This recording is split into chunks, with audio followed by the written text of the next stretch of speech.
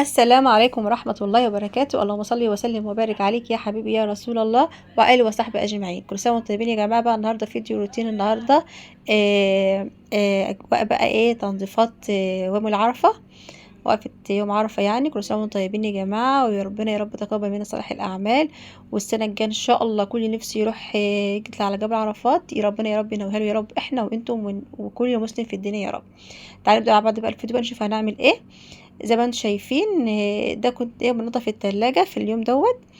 عملت تنظيف بقى للتلاجة، وبرده هروق برده المطبخ، برده هعمل فيه شوية تنظيفات. وفي نفس الوقت برده نشوف برده غدانا النهاردة ايه، ونشوف يومنا ايه. يعني هنعمل بقى يعني تنظيفات كده بسيطة.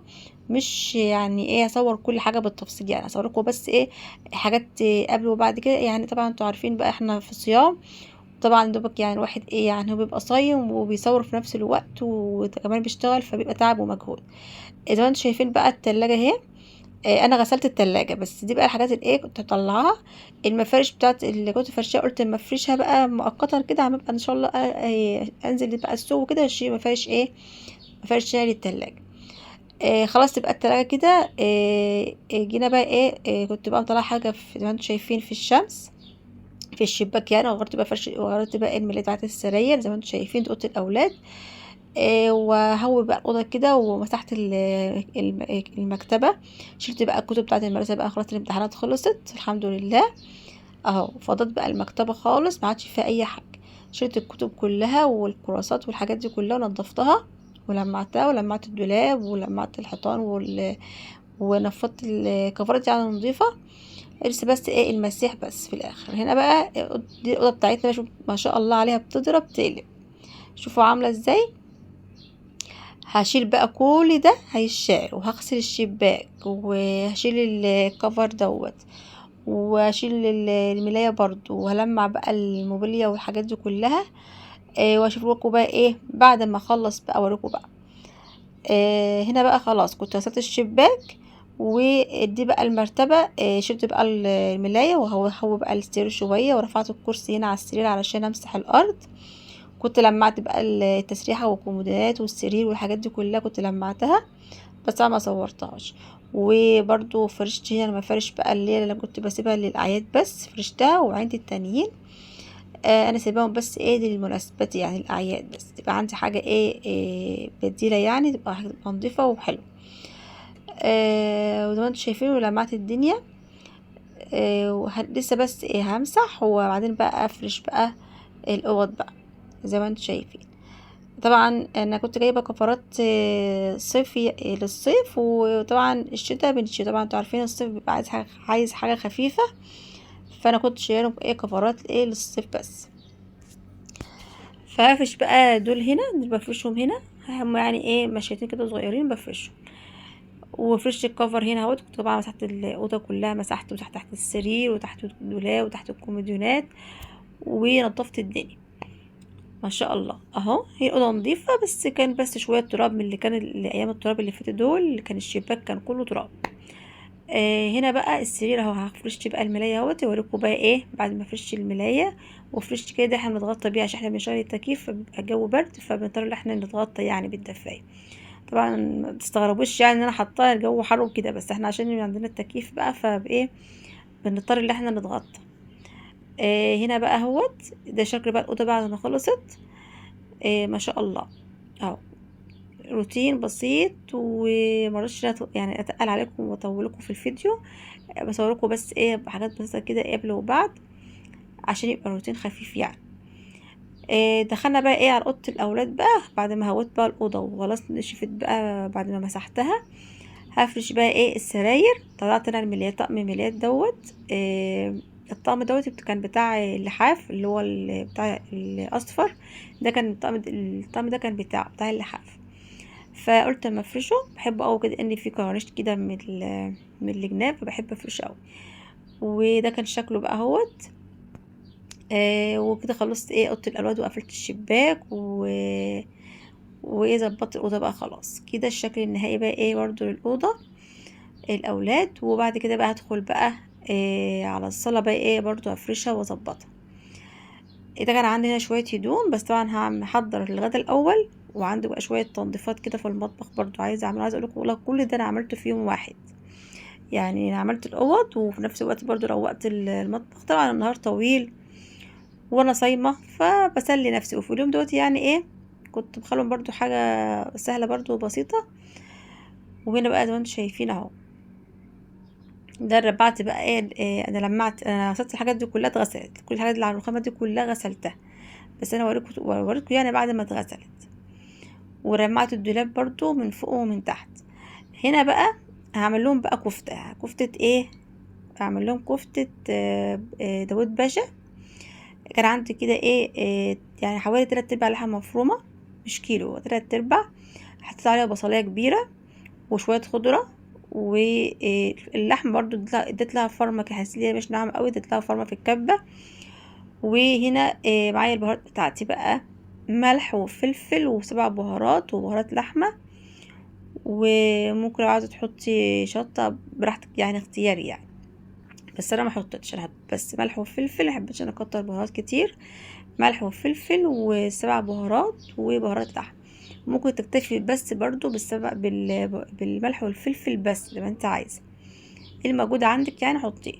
وعجنت بقى اللحمه كويس جدا مع البصل مع الخضره، شويه بقدونس او كزبره يعني الموجود. انا كانش عندي بقدونس، حطيت شويه كزبره صغيرين. فرمتهم بقى فرم حلو، وبعدين عجنتهم كويس، وحطيت عليهم بقى شويه زيت وعجنتهم كويس، وبعدين حطيتها في التلاجة ترتاح شويه. وبعدين هعملها بقى كور برضو شويه، وارجع احطها في التلاجة برضو شويه، يعني اكورها وهحطها. طبعا لو انت مستعجله ممكن تعمليها على طول يعني، مفيش وقت، مفيش يعني مشكله. بس انا كان عندي وقت يعني، فانا عملتها يعني وبسيبها ترتاح شويه. هعملها كور زي ما انتم شايفين، عايزينها بقى صغيره عايزينها كبيره ده براحتكم يعني. انا يعني ده وسط يعني حلو، لا كبيره ولا صغيره. هكور بقى الكميه دي كلها، واوريكم بقى بعد ما كورتها. لو انت بقى وصلتي معايا الفيديو لغايه كده، متنسيش بقى باللايك والاشتراك وتفعيل الجرس عشان يوصلك كل جديد. ويا رب يا رب تكون قناتي كده خفيفه على قلوبكم، واكون خفيفه على قلوبكم يا رب، واكون قناتي كده بتعجبكم. والفوائد اللي بنزلها برضو والروتينات اللي بنزلها تكون خفيفه وبتعجبكم برضو. وقومي بقى تشجعي وتنشطي كده. انا برضو عايزه اقول لك ان انا كنت كسلانه من الصيام وتعبانه والله، بس سبحان الله ربنا قواني في اليوم دوت. وكل يوم هتقول انا هعمل مطبخ النهارده، هعمل مطبخ النهارده، وما بعملوش. بس سبحان الله والله ربنا اداني الصحه، وقمت عملت الاوضتين بتوع اوضتين النوم، وعملت المطبخ. هنا بقى يا جماعه بقى اهو زي ما انتم شايفين اهو، زي ما قلت لكم هصبع مش هصبعها، هعملها يعني كور، واخلص بقى الكميه دي كلها. عايز اقول لكم يعني والله سبحان الله، يعني كان يوم يعني الحمد لله يا رب ادينا يعني الصحه كده، ونعمل كل حاجه حلوه لاولادنا يا رب. بس اهم حاجه يا جماعه الصحه، الصحه والله اهم حاجه. دي بقى خلصنا الكفته بقى بعد ما عملناها كور زي ما انتم شايفين. كنت ريحتها بقى في التلاجة شويه، وبعدين رجعت كملت فيها تاني. هنا بقى هنعمل هنيجي بقى عشان نقليها. ممكن انا هحط عليها شويه دقيق، اقلبها فيها كده يعني دي مش كتير يعني، شويه كده نقلبهم فيها. وبعدين بقى يكون الزيت يكون سخن، مش سخن قوي يعني، وننزل بقى عليه بننزل بقى الكفته بقى شويه بشويه اهو. نزلت بقى بالكفته زي ما انتم شايفين اهوت. اللهم صل على النبي. انا كنت عملت معاكم قبل كده فيديو قبل كده، طريقه يعني كفته داوود باشا، كنت عملت لكم قبل كده على القضاء يعني بالتفصيل يعني وكده. يعني انا برضو، بس انا برضو بقى انا عاملاها بطريقه مختلفه عن الفيديو بتاعي. دي بقى كنت عامله فيها بطاطس، المره اللي فاتت ما كنتش عامله فيها بطاطس. يعني بنغير برضو، بننوع في اكلنا برضو تغيير. وعايزه اقول لكم الاتنين حلوين يعني، من غير بطاطس حلوه، وبطاطس برضو بصراحه كانت احلى كمان. يعني بتحطي يعني بطاطس كده بتعمل معاكي ما شاء الله كميه حلوه وتاكل يعني عيلة يعني. حسب بقى ما انت عايزه بتزودي في البطاطس عايزه بس انا عملت بقى شويه حلوين عشان تغمس كده مع الكفته، يبقى طعمها حلو. وعملت كمان معاها رز بشعريه، وما شاء الله كانت ما شاء الله كان طعمها حلو. وعايز اقول لكم كمان الولاد قاعد ياكل منها طول اليوم، يعني اتغدوا منها وتعشوا منها كمان. كانت تحفه بجد، جربوها يا جماعه، جميله وهتعجبكم ان شاء الله. هنا الكفته بقى حمرتها من ناحيه، اللي هي بقى على الناحيه التانية، بس يكون بالراحه كده عشان ما تتعملش مني. طبعا انا كنت المفروض تحطي فيها، ممكن تحطي فيها شويه بيكنج باودر، بس انا ما كانش عندي بصراحه، فما كانش في وقت، فانا عملتها كده من غير بيكنج باودر. بس هي المفروض تحطي فيها معلقه. بعد ما خلصت بقى كميه الكفته كلها زي ما انتم شايفين، حطيت معلقه توم اهو، واقوم بقى مصفره التوم في نفس الطاسه، ما تغسلهاش ولا حاجه، نفس الطاسه مكان الكفته اللي انت محمراها بتحمري التومه، تصفرها تصفيه كده خفيفه، وتنزلي عليها بالصلصه. انا كان عندي صلصه جاهزه بحطها. لو انت بقى مش عندك عادي بتعصري الطماطم في الخلاط وبتصفيها وبتحطيها تتسبك شويه، وبعدين تنزلي بقى بالكفته، تنزلي بالبطاطس الاول، بعدين هنشوف بقى يعني مع بعض انا عملتها ازاي. انا كنت جبت بقى بطاطس شويه، يعني كام حبات من البطاطس، قشرتهم وغسلتهم وقطعتهم مكعبات وحمرتهم. ممكن تحمريها تحميره كده في الطاسه عندك، تحميره كده خفيفه، او ممكن لو انت عندك اللي هي الفراير ديتي ممكن تعملي فيها تحمرها فيها، يعني اسرع يعني. انا عملتها بصراحه في القلايه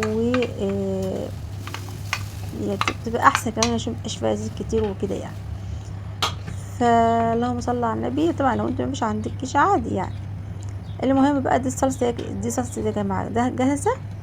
حطيتها بقى، واحط بقى البهارات اللي انا هحطها، هي نفس البهارات اللي انا حطيتها في الكفته، هي البهارات اللي انا هحطها فيها.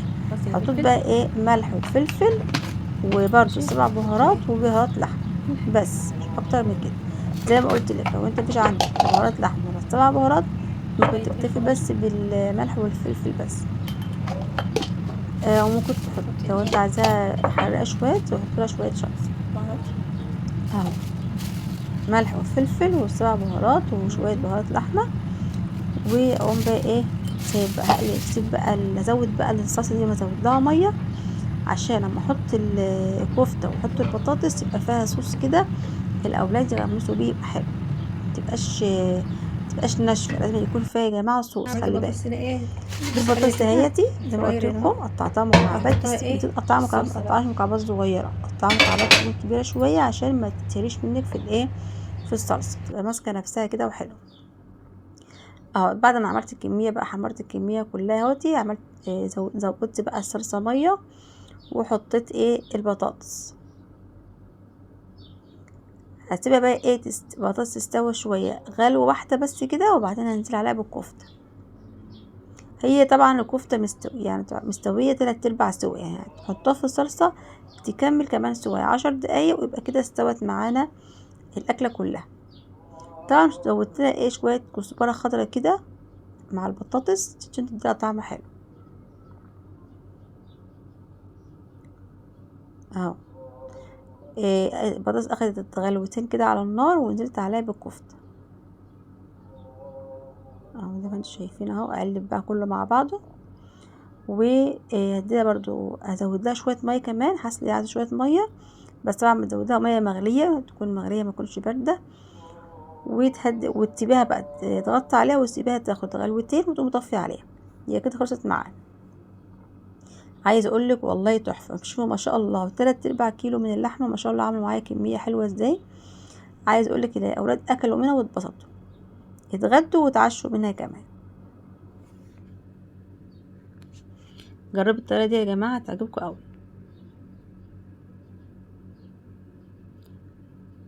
اهو. كنت انا بقى زودت لها شويه ميه زي ما انتم شايفين اهوت. عايز اقول لك كانت تحفه والله. هغطي بقى عليها واسيبها شويه بقى، اوريكم بقى بعد ما خلصت معانا. هنا بعد ما عملت رز بالشعريه اهوتي، قلت بقى اما ازوق لهم.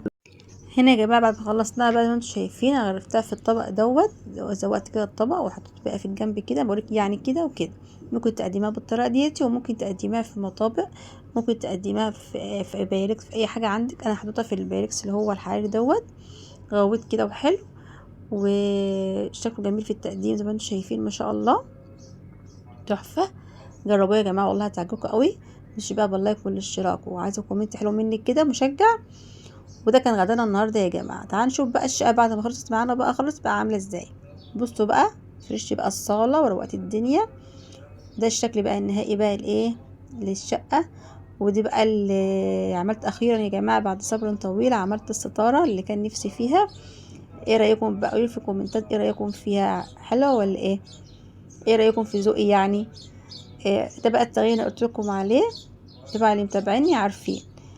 إيه وفرش الشقة ما شاء الله. طبعا الشقة هي مفروشة يا جماعة حاجة تانية. وما شاء الله ما شاء الله تبارك الله، الستارة طلعت تحفة جميلة ما شاء الله. إيه شفت برضو النزالة التانية اللي هي كانت احمر في فضي، وعملت دي مكان عشان يبقى الصالة زي الصالون كده يبقى شبه بعض. وده كان الشكل ايه النهائي لفرش الشقة للعيد الأضحى. كل سنة وانتم طيبين يا جماعة، ويعود علينا وعليكم الأيام بخير يا رب. و قولي في الكومنتات بقى ايه رأيكم بقى في ذوقي، وايه رأيكم في الستاير. ما شاء الله طلعت تحفة. كل حاجة رايقة مع بعضها، مع السجاد مع الحيطان مع كل حاجة ما شاء الله. قلت اوريكم بقى ايه الشقة بعد ما اتفرشت. قولوا رأيكم بقى. دي شكلها من بعيد. ده الشكل بقى ايه. دي الصالة وروقت بقى والشقة. دي شكل الشقة يعني بعدها. ده المطبخ برضو بعد ما تروق ونضفته بقى خالص وظبطت الدنيا اهو. وقولي برضو رأيكم في الروتين بتاع النهاردة. وكل سنة وانتم طيبين يا جماعة، ورمضان كريم عليكم وعلينا وعلى الأمة الإسلامية جميعا بالخير واليمن والبركات. وكل نفسه في حاجة يا رب يحققها، وكل نفسه يطلع على جبل عرفات يا رب ربنا ينولها له وينولها لنا. وربنا يتقبل منا ومنكم صالح الأعمال. كل سنة وانتم طيبين. ده كان عندي برضو شوية هدوم هتتنشر. كنا احنا بقى خلاص بقينا بالليل بقى خالص. بقولكم بقى كنا بالليل خالص. هنشرهم بقى. ويبقى كده خلصنا روتين النهاردة. روتين اليوم اللي هو قبل يوم الوقفة. كل سنة وانتم طيبين، والسلام عليكم ورحمة الله وبركاته.